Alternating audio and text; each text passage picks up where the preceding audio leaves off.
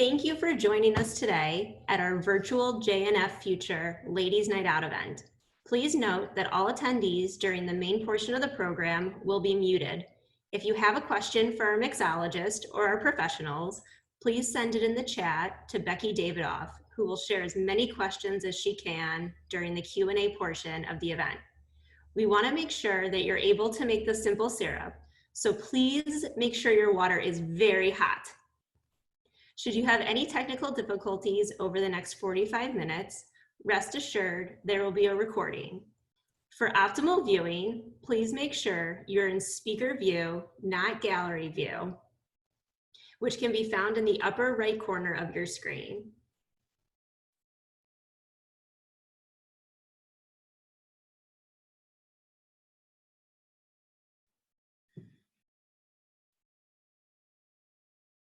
Thank you all for joining us to celebrate Women's Month with a fun and relaxing evening. For those of you who I don't know, my name is Stephanie Altman, and I'm the National Director of JNFuture. We're so grateful for technology, and so even more grateful for your participation here today. I'd like to give a special shout out to our Jewish National Fund team for helping make this happen. Thank you, Becky Davidoff, our JNFuture campaign executive in Chicago, Sarah King, our events manager, our entire Midwest COE, and all of the JNFuture professionals around the country. I also want to give a big shout out to Myra, and I'll see her on here, but I'm sure she's around here somewhere, Myra Jack Flesher, the president of JNF's Women for Israel. Thank you for joining us tonight. Jewish National Fund has a great team, and because of all of their hard work, we can bring programs like this to you. Now, it's my privilege to introduce you all to JNFuture Chicago board member, Adina Silberman.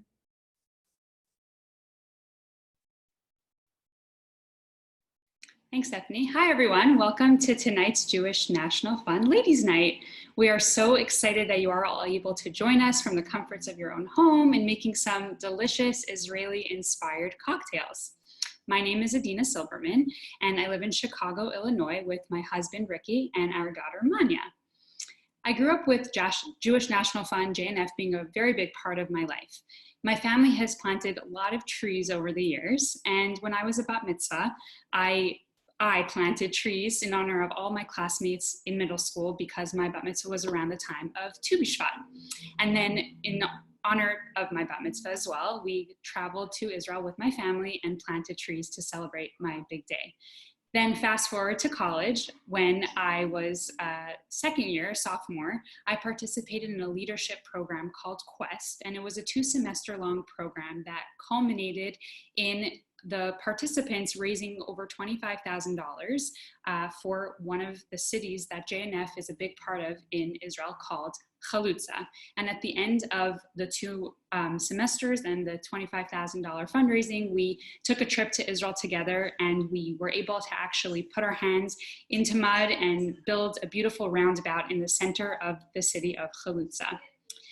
My husband and I are both recent graduates and are therefore just beginning our careers. And as we embark on this financially independent portion of our life, giving back is extremely, extremely important to us. And we realized that we wanted to give to Israel, but we didn't really know how to give our money or where to give our money. And that's kind of where JNF came in. And through going to events and meeting our JNF professional here in Chicago, Becky Davidoff, we came to learn that JNF is really the organization that will do everything that we want for Israel. They are the ones that provide the funds and resources to all the areas that we care about: the development of the North and the South, the inclusion of people with disabilities, water security, and so much more. I know that when I donate to JNF, my funds are getting to where they need to go to develop Israel's land and people. With all that JNF does, there's something that you will find personal to you, which is a huge part, and I'll get back to that a little bit later. And now I act as one of the JNFuture board members here in Chicago and a proud member of Women for Israel, which has been really fun. And it's so amazing to see how many people care about Israel and JNF as much as I do. So with that explanation that brought you all here tonight, it's now my privilege to introduce you to our licensed mixologist and proud Palm Beach JNFuture president, Justin Himmelbaum, who will be leading us in making 2 special cocktails this evening. Please join me in welcoming Justin.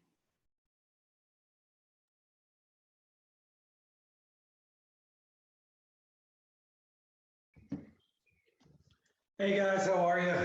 Justin Immelbaum here, licensed mixologist. I don't know what that means. Sounds cool, it's not. I want to bring you guys some cool cocktails, teach people how to make cocktails at home professionally. Not the most professional, but we'll get it done. So we had two ways to make a cocktail today. One is in a Tupperware. Two, in a shaker. So when we go to a bar, we use a shaker. When we're at home, maybe we use a Tupperware. As we talked about earlier, we need hot water. So if everyone gets their hot water and a mixing glass, we're going to need a 1/4 cup of hot water into your mixing glass.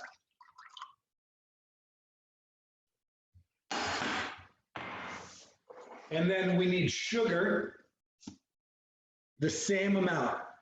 Another option would be to use either agave or honey, which I am clearly running out of both. But those are two other great options for you. So now we're going to pour our sugar into our water. And if we're at a 1/4 cup, now we just got to make it to 1/2 cup.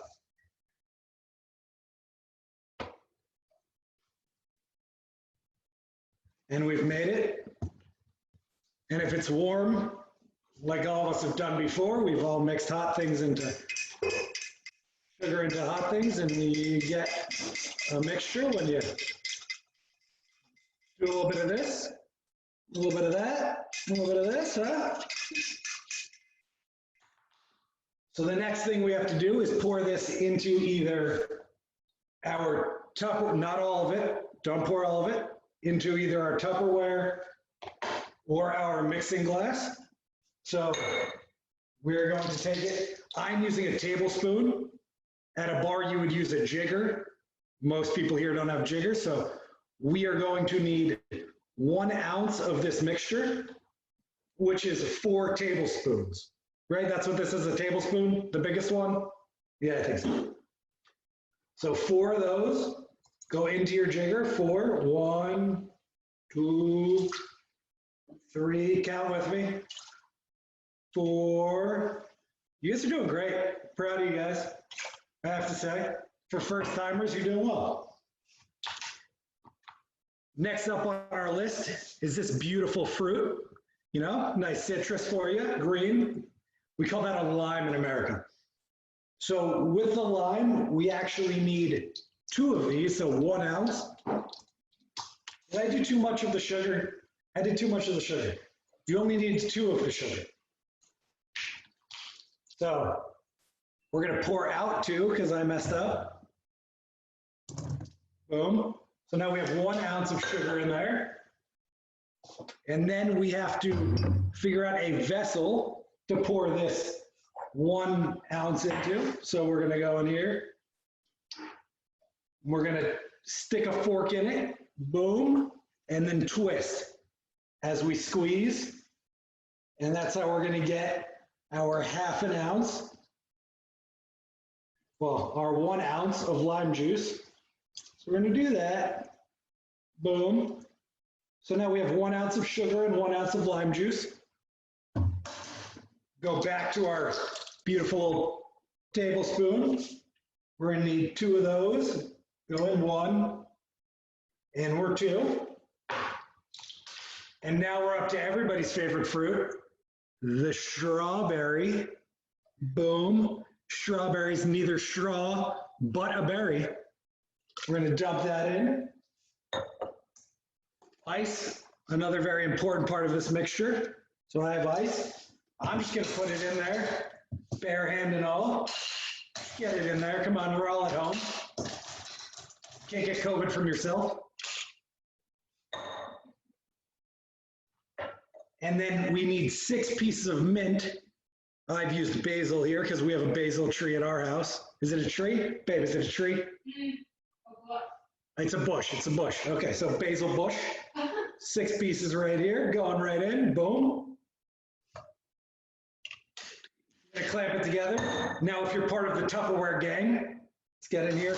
I've already made the rest of it. Wait, I forgot the booze. Shelby, you distracted me. You're too beautiful. My girlfriend is too beautiful.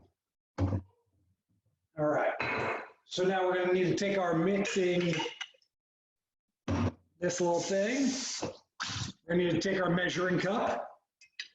We need 2 ounces of booze. So you're going to fill that up to 2 ounces. Tito's, brought to you by Tito's. Thanks, JNF. They didn't give me that. And now we're going to pour it in. Boom. We're filled up here. We're ready to go here. Or we can go Tupperware style. We're going to mix that into the Tupperware, a little ice. Get it nice and full. Getting the top on this, right? You want to make sure it's nice and secured, as we've all shaken poorly in our life. And then we're just gonna push and pull. Just pushing and pulling. Look at us. We're pros. We're all pros here. Yeah. All right. So now we have this lovely concoction. You're gonna need an empty glass to pour it into. First, we gotta fill that with ice. So we're filling. Not to be confused with tefillin. Just filling her up. You want to go all the way to the top. And now for our home chefs, we have an oversized pasta strainer. So you're going to want to go from really high up, and you're just going to let it in there. Just go for it. Just pour it in. It's going to be all over the place. It's fine. You're good. We got a cocktail. Boom. If you save some of this mint or basil, you want to just give it a little smack. Just a little smack. Be nice to it. I'm going to put it on the top, and a delicious beverage for you. Let's clap it up. Everyone clap for themselves. Take a sip. It's delicious. Tell me, are we going into the next cocktail right now?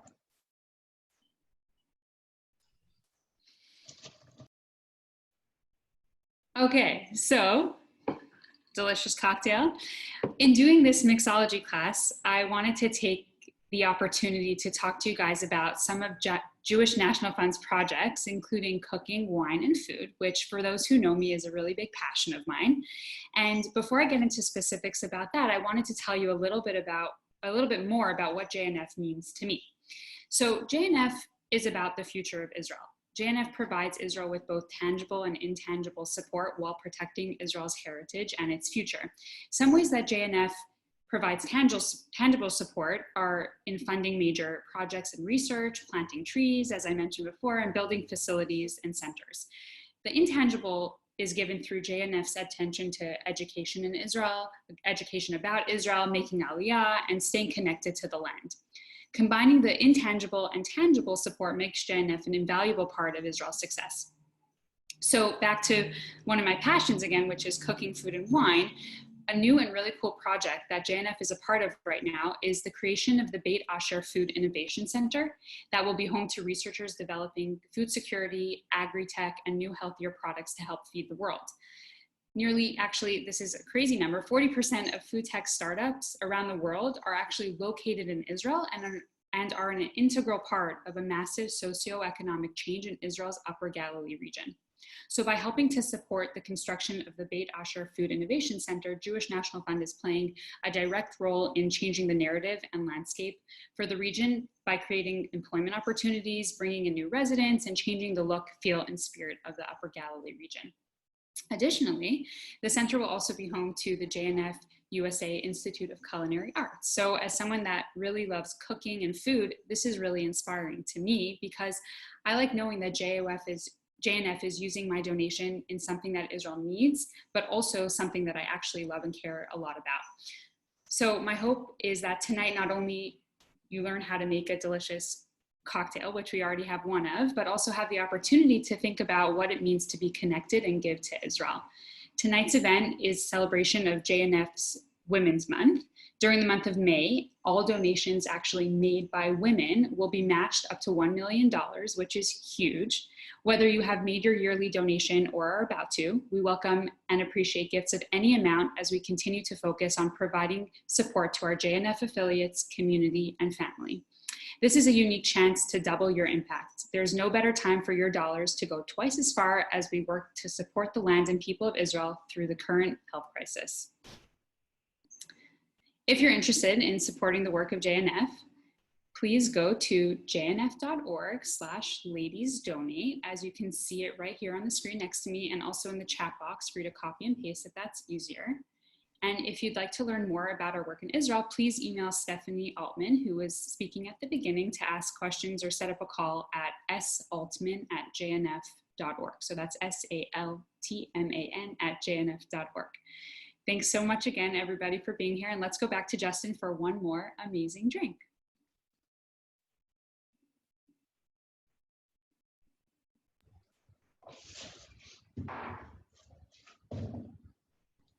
All right, round two. I know you didn't want to see my face again, but here I am. So this time we're going to fill it with ice right off the bat. We're going to go, you want like a big cylindrical cup and a spoon for this one. Very important, a spoon. Coming in here, we should fill this bad boy with ice. One. And then this side, you need 2 ounces, whiskey, rum, whatever you want. We're gonna do 2 ounces of that, a 1/4 ounce of the sugar mixture. And then we wanted to have fun tonight, so I wanted everyone to pick a random ingredient at their house that they think might work and just try it.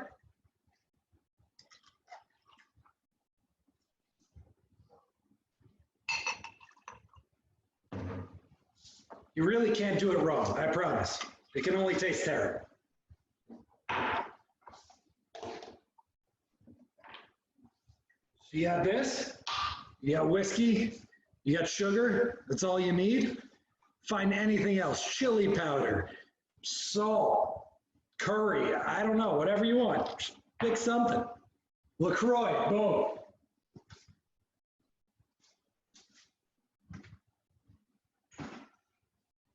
I'm gonna put curry in mine. I don't know why. Put curry in. Boom. There you go. You're gonna want to spin it. Make a little circles. You're mixing the sugar. You're going down and up.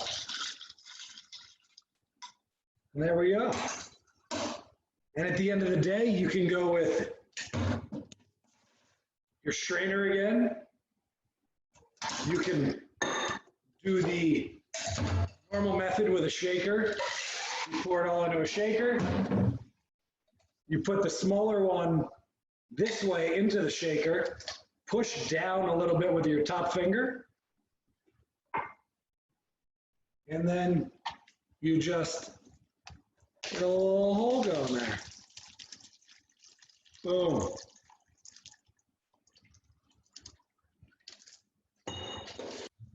And there you go. Back into this glass. And you now have a cocktail. This is your typical old-fashioned riff. So these are 2 really popular ways to make a cocktail. Most cocktails come from 2 types of cocktails. You have old-fashioned riffs, which are sugar and booze, and any type of spice. And then you have the margarita, or the sour mix, which is a 2 parts alcohol, 1 part sugar, 1 part lime juice or lemon juice. It's very popular. All those sour drinks you see, like a pisco sour, a margarita, they're all based on the same exact recipe, a mojito. They're all based on the same recipe and just slightly riff off of those. So that's how you make a drink. Pretty easy. Don't shake it too much, you get watery. Don't shake it too little, or you get boozy. But if you do it right, you come out like this, and you come out happy. Thanks for joining.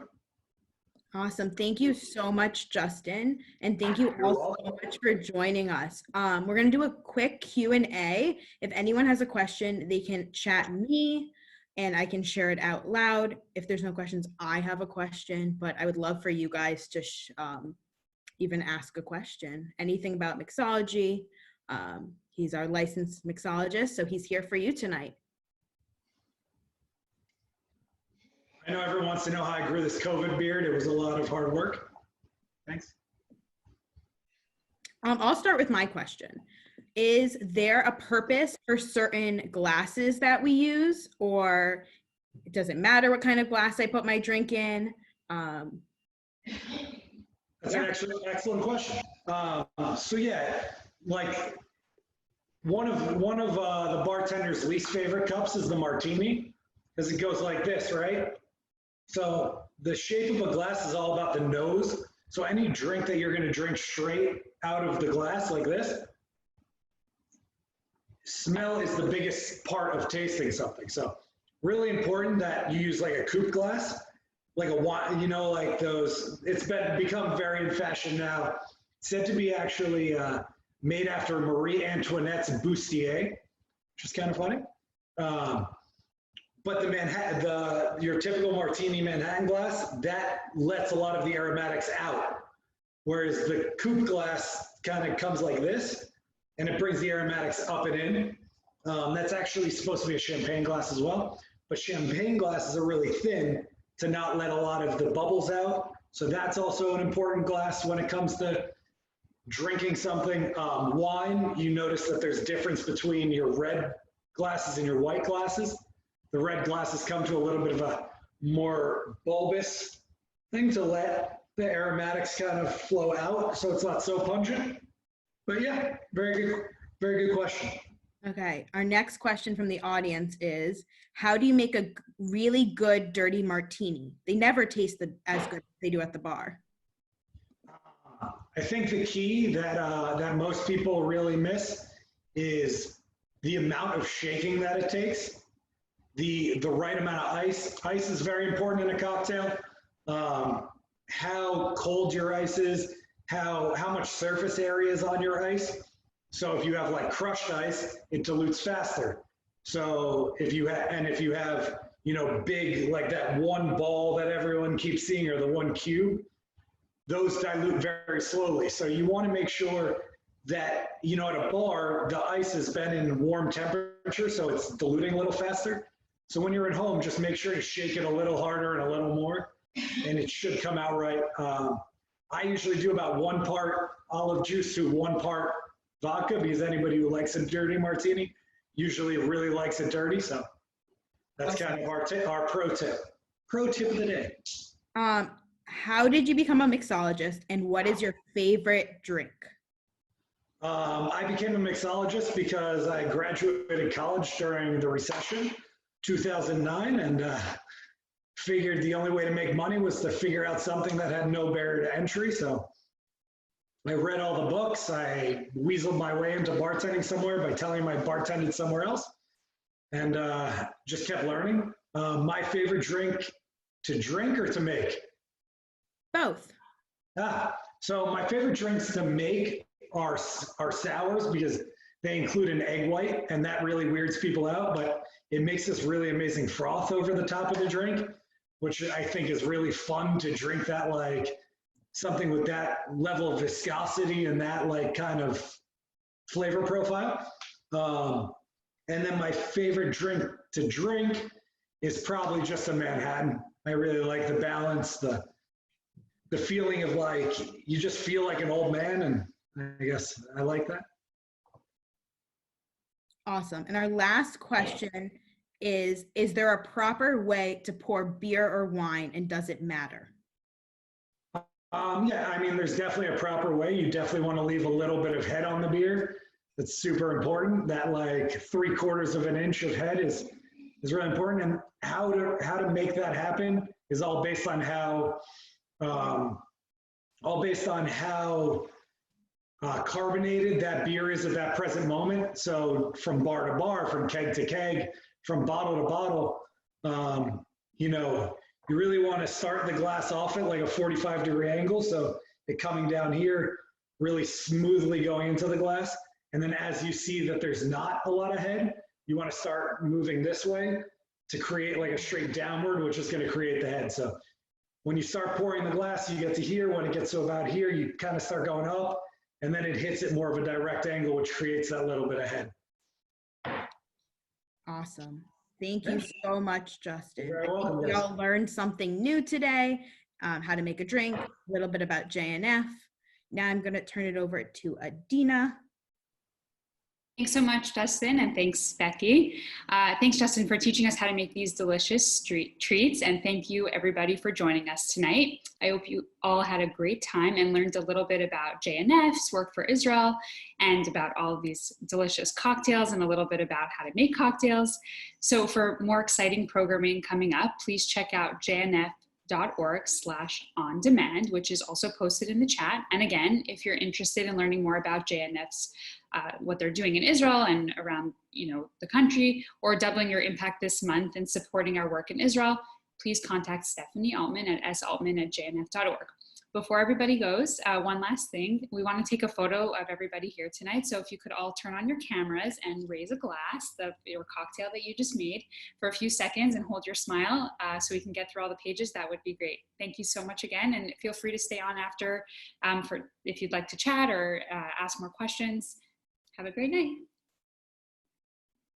Okay, I'm going to take a photo. Everyone smile. It might take 3 seconds.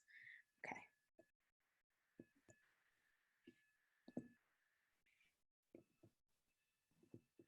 Awesome. Thank you all so much for coming. Feel free to stay on and chat a little.